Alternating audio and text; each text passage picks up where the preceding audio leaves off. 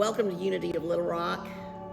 This morning we're celebrating the White Stone Ceremony. We remember that January is a month that we also focus on the power of faith. It's a good way to start the new year. Be the light of faith, perceive the truth, and trust. I expect the best. As we start for the White Stone Ceremony, it's kind of a highly symbolic little ceremony, and we don't always have ritual in Unity, but I love this one, and I love that we do have certain symbols that are important to us. One is the Christ light, and we've lit the candles. We remember, even on a morning like this, that the light is always bright inside of us. And we have our prayer box where you can 24/7 add a prayer, and we know that in Silent Unity, there's headquarters has a way for you to access prayer 24/7. Another important thing in Unity, started many years ago, was the Daily Word, that wonderful little publication that goes around the world to give people a good daily practice. And our inner word today is appropriate for the White Stone Ceremony. It is inner guidance. I engage my divine wisdom. I create my unique spiritual path. And Travis, I'm going to let you come up. You're going to give the prayer for us today and the statement of being. Okay, thank you, Jeannie. Good morning, everyone. It's good to see you here today, and good morning, everyone on Zoom. I'm glad y'all are here this morning. As Jeannie said, I am the prayer chaplain for today. She mentioned the daily word today is guidance, which I thought was really good, and I tied that in with the power of the month for January, which is faith. So guidance and faith, I thought how perfect for two words as we have our White Stone Ceremony today, as we come up with our word, our intention that we want to try to live by through this year. So as we begin our prayer time here, I invite you to relax wherever you are, here in the building or at home. Take in a big, deep breath, nice cleansing breath, and blow it out. Relax your body and your mind. And we open to the quiet, healing presence of Spirit. As we focus on our breath and still our mind, we recognize and acknowledge the one source of all good, the one power, omnipotent, omnipresent, and omniscient. We acknowledge we are one with this power of the universe. And as we let that thought grow, we recognize our divine identity. And from this recognition of our divine identity, our faith is strengthened, and we trust our inner guidance to lead us on our right and perfect path. The path may be difficult and challenging at times. There may be occasional sorrow and sadness, but our power of faith, built on the foundation of our divine identity, assures us that we possess all the attributes, the abilities, the wisdom, and the strength to overcome, to accomplish, to achieve any good that Spirit brings us to. And to this we say, yes, we can. And together we celebrate our divine identity and joyfully, fully, and completely acknowledge the ever-present guidance and direction of the Spirit of the universe to lead us to our right and perfect destiny. And so it is. Thank you, Travis. So I'm so glad you focused on your divine identity, because that is really what the focus will be today. And an important part of the movements of the affirmative prayer is God is and I am. And so I chose one of my favorite Faith Rivera songs, God Is. So enjoy. I love that song. There were a few suggestions in there for some good words. So what will the word be? I love the white stone ceremony. I know these are some words that have been thrown out through the years. And we kind of pick a word for unity as well. And here's what we've had in the past years. I believe this was 2019, joyful resilience. We bounced back.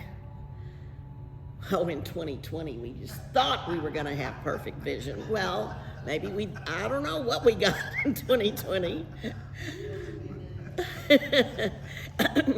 And in 2021, I thought of the word treasure. I wanted unity to reveal its treasure. And I know individually unity has revealed its treasure. Like to me, we've been studying the course of love. There have been many treasures to reveal in that course and in any of our studies. And I still want us in this unity community, we're going to reveal a treasure. And we're working on 2022 now. And I do always like to find the words for the past year. So I did some research, and the dictionaries, they tell you what the new words are and what the words of the year. And I didn't list them this year. I'm just tired of it. They were all about the pandemic, the politics, or the technology. So I want us to get above that. I propose that we use our heart-centered metaphysics to uncover new words for 2022 and maybe even to reflect back on 2021. I want us to stand for unity and the faith, peace, love, and joy that we brought forth in our Advent at the end of last year. These are the words that I want. We don't need the worldly words of politics and, the technology, whatever. So here we go. Let's get metaphysical. The power of the word is just foundational in unity. Well, we've already read the daily word. That's been very important to us. And the metaphysical meaning of logos, which is the Greek translation of word, is not something concrete, literal, or finished. It is the creative principle and action, God in action. And as you know, in the beginning of the book of John, it says, in the beginning was the Word. And Jesus, the Christ, expresses the perfect Word as a spiritual human being. The Word became flesh and dwelt among us. But then we say all the time in the statement of being, I am an individualized expression of God. We, as we've said many times, are spiritual beings having a human experience. So we're going to be looking at that spiritual side of us today. And in metaphysics, now my good teacher Paul Hasselbeck, the Word, Christ, the divine idea, divine mind, God, they're really all the same thing. And we experience the Word at first as a seed of the Christ's potential.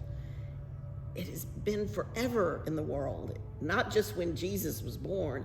It's been forever the Christ potential, and it's in every one of us. And it is from that seed idea which the personal man forms himself. And of course, in unity, we have our Trinity is mind, idea, expression, all these related words. Words, thoughts, and feelings, of course, bring forth after their kind. And we're always using the Trinity all the time to manifest in consciousness as well as influencing the physical realm. Now, the white stone ceremony, the idea, I think, came from the text in Revelations. Whoever has ears, let them hear what the Spirit says to the churches. To the one who is victorious, I will give some of the hidden manna.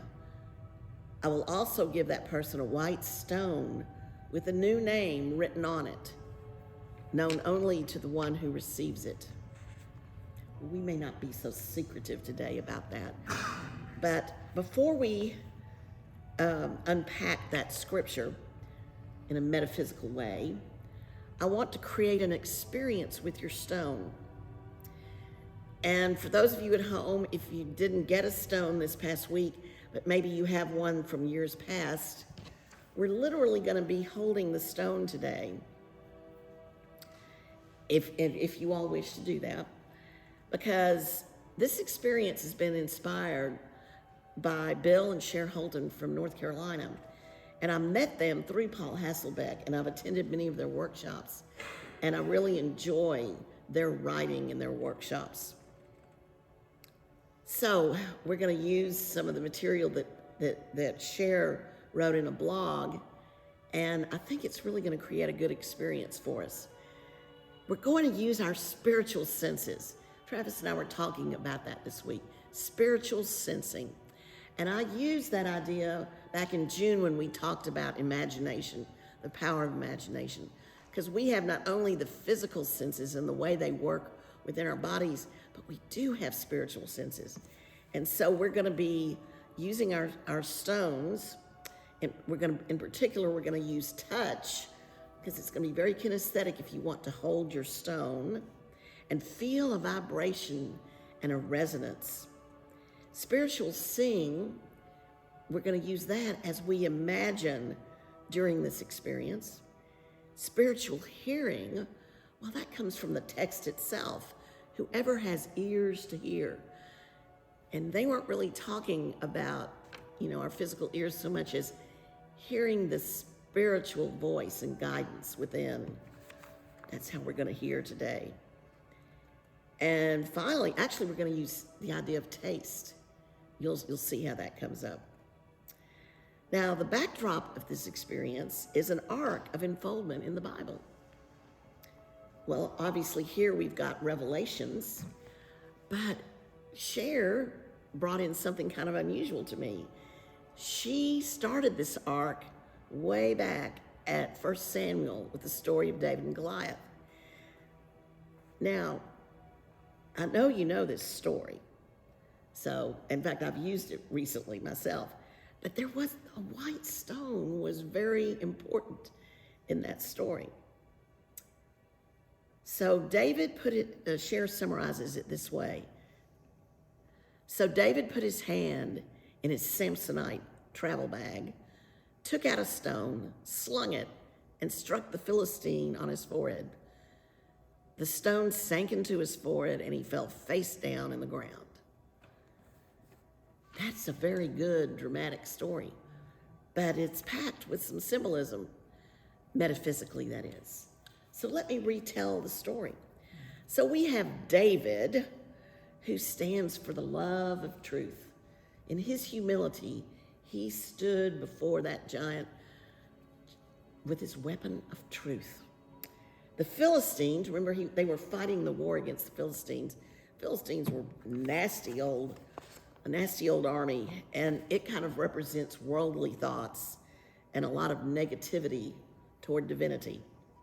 Well, Goliath, he's that overwhelming, gigantic, blown out of proportions, taunting nature of fear. Everyone was scared of Goliath. They couldn't get anyone to stand up against him.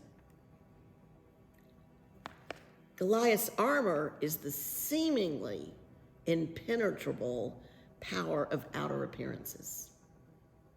It looked impossible. David's lack of armor, because remember, all he had was the slingshot. His lack of armor means truth is its own defense. David's stone, the white stone, let's let it mean the same as the stone in Revelation. In your hands, it stands for your divine nature. Just a representation. It isn't your divine nature, but it's just something that reminds us.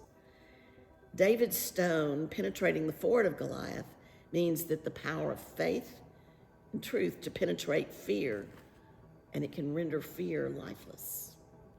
Hold this little stone and appreciate, it's a little stone, I wonder how big the stone was that David pulled out of his pocket.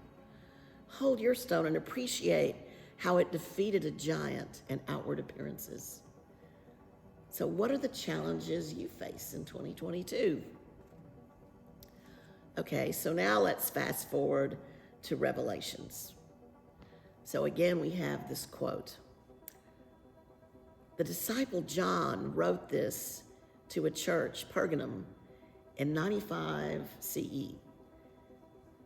So Share provides a metaphysical interpretation of this verse. Let's see.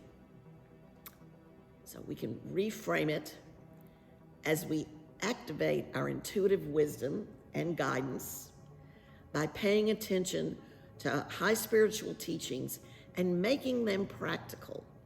That's like eating the hidden manna.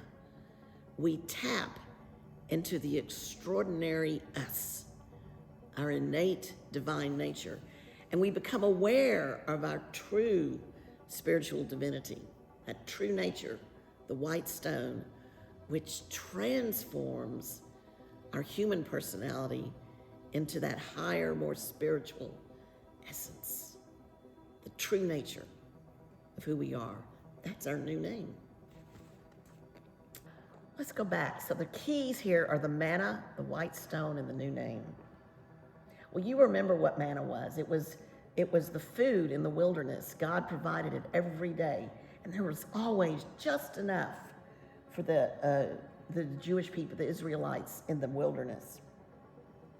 It was that perfect ration. So in this now moment, we receive spiritual sustenance that we need to listen to. And I like the way Cher put that.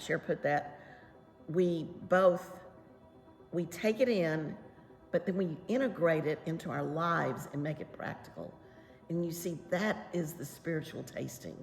Spiritual tasting is taking in that nourishment and making use of it.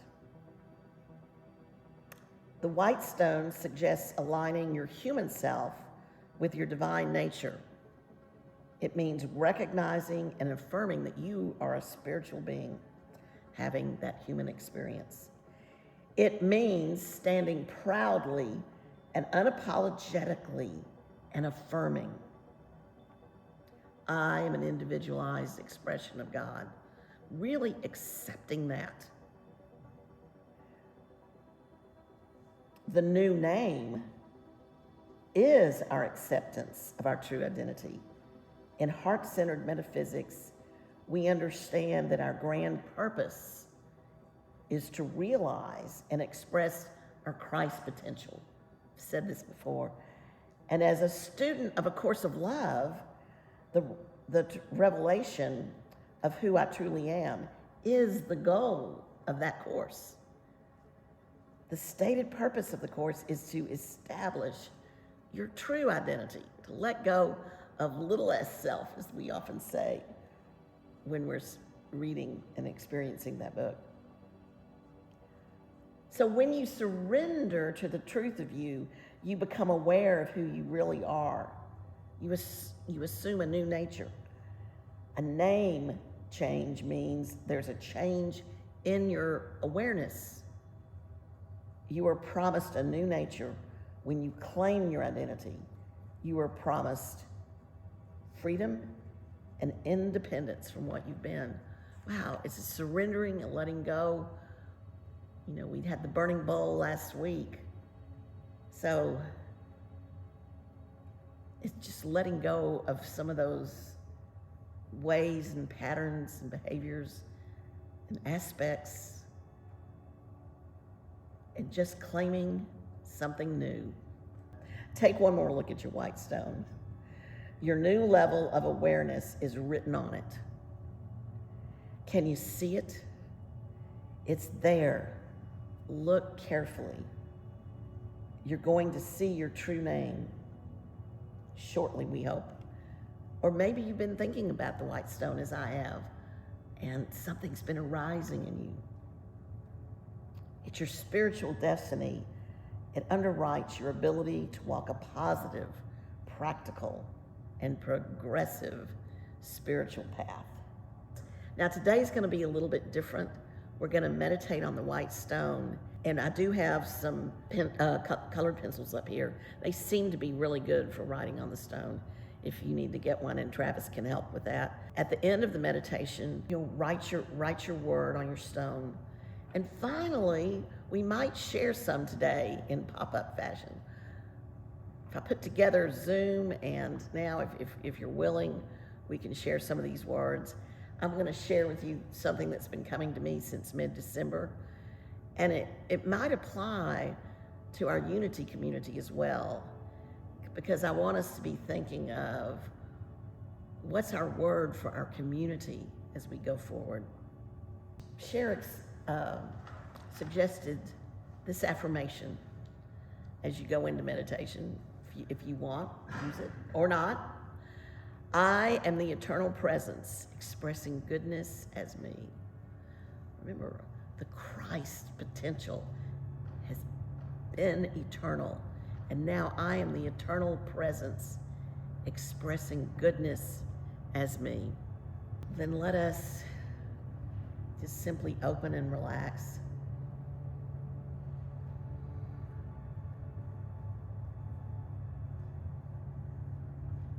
I like taking those long, slow breaths, being aware of my breath. Deep inhale and perhaps hold for a bit. Release.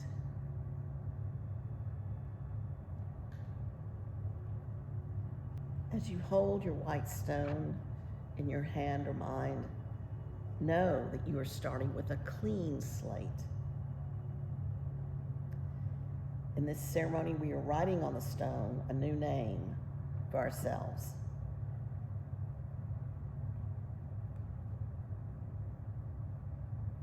These white stones are actually from Jerusalem. It's very special. Just allow yourself to feel the energy of the stone that you are holding.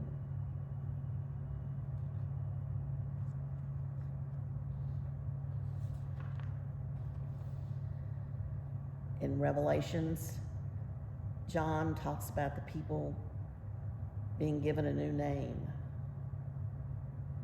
Let anyone who has an ear to listen to what the Spirit is saying. This inner ear of the soul, which is within each of us, allows us to hear that still, small voice. Let it whisper to you.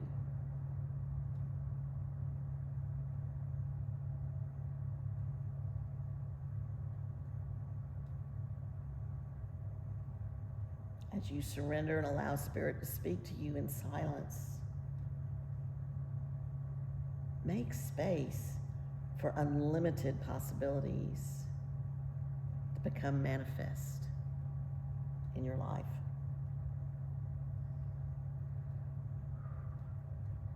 Feel an expansion as you breathe and make space. In creating space in my consciousness, I open myself to unlimited ideas and potential. I open the treasure chest in my heart. I find the quality from formless thought that emerges from this treasure chest, my heart.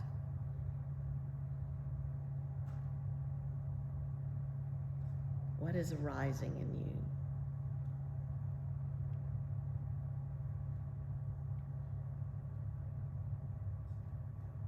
I consciously invite the activity of Spirit, the whole Spirit of God, into my heart and mind. As I sit in the silence with Spirit, perhaps there's a new career, a new title, a new quality or word for Spirit that is pressing out thought through me.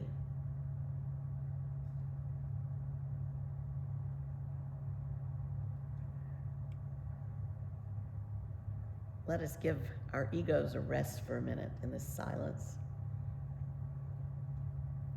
And let the divine,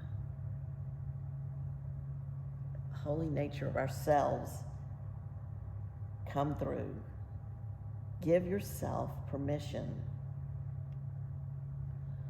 to know that you have this quality or new name.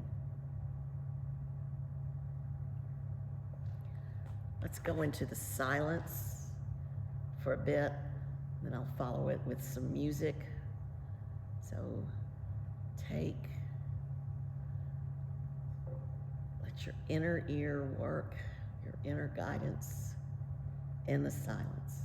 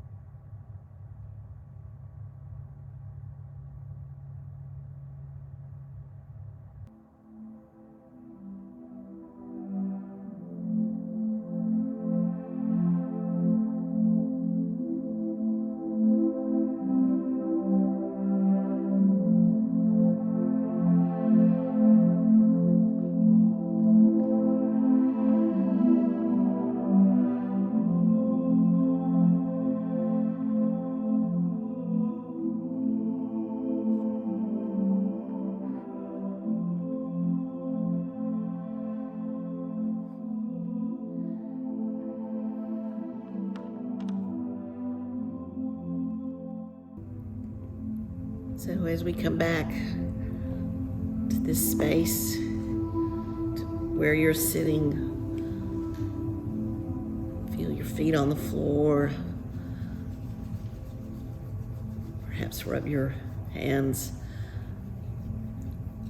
And if you haven't done so, please write your word. But well, I want to share with y'all my word. My word all right, look at the picture. What do you think my word is? And Travis, I told you this morning. Amazing. Well, amazing, that would be a good one. Wonder. Wonder, you got it. That is exactly it.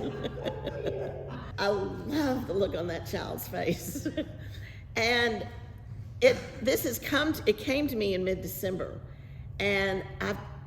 And yes, I've had some wonderful days. It's really been interesting. I'll give you a quick example of something. My son sent me this beautiful picture of, he took the picture of the rose. He was working and there was a garden where a lot of things were just dead and gone.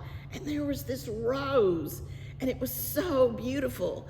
And he sent it to me and I went, and then told me the story and I went, that is wonderful. You know, you see something that you don't expect, it's beautiful, and then you have a relationship with it. You know, it's like that art of thought, Linda, that we get in the Course of Love, where we receive and give back, and we're in relationship with the beautiful and wonderful things we see. And it could be, I'll be going along in a day and I will go, wow, this day is really flowing. And I look like wow. What do you know? Now, I do want to tell you that sometimes wonder also works when you get a challenging surprise. And I had a couple of those this week. Some things came up and I was just kind of in an open mood and I felt triggered. And I went, oh my goodness. Okay, now you would think, okay, that's not wonderful. But here is the deal about wonder. If you're willing to wonder, then you're open and curious, and you can look at it without a fixed perspective, but come at it with more of a growth mindset. Wow, this happened. It surprised me, maybe not as much in a good way, but then, you know, and then you process it, you go with it. And, you know, you get on the other side of it, and even that was wonderful. So this word is really working for me already this year. I see us being open to something that's going to shake us out of this pandemic malaise. That's what I'm wondering about. And for example, last week, Beverly Pryor, whom y'all may remember, taught at our church, a couple of years ago. Well, she's been in Kerrville as a Unity minister, and she decided to move back to Little Rock. And so she called last week. So that was definitely one of my wonderful things that happened. And we're going to be talking. And, she wants to become involved. Now, I don't know what that means, but I'm open. And I think if we just allow things like that to happen, even in our small little mighty community, I don't know. I just want to I'm willing to wonder. That's the way I'm feeling about that. I just say in closing to remember, I'm the eternal presence expressing goodness in me. May we all wonder at the revelations of our powers and goodness this year. So we come to a close for this white stone ceremony. My heart, it just sings at the way we connect. And let us say together, the light of God surrounds us. The love of God enfolds us. Power of God protects us. Presence of God watches over us. Wherever we are, God is, and all is well.